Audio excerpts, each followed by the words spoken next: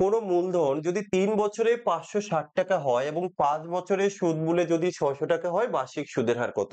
দেখো, আসলের পরিমাণটা আমরা জানি না। সেটা যখন ব্যাংকে ৩ বছরের জন্য খাটলো, তাহলে ওই আসল প্লাস ইন্টারেস্ট মিলে আমি পাবো ৫৬০ টাকা।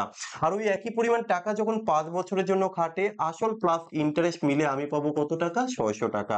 আমি এখানে টাকা বেশি পেলাম কারণ কি? এখানে সময়টা ২ বছর বেশি হয়েছে তাই। তাহলে ২ বছরের জন্য সেটা কি বাড়বে? ইন্টারেস্ট বাড়বে। কত টাকা বাড়লো? এখানে ৪০ টাকা বাড়লো। তাহলে এখান থেকে ১ বছরের ইন্টারেস্টটা কত হবে? ২০ টাকা। আমি যেকোনো একটা বের করে নেব। তো ৩ বছরের জন্য কত হবে? ৩ কুড়ি ৬০ টাকা।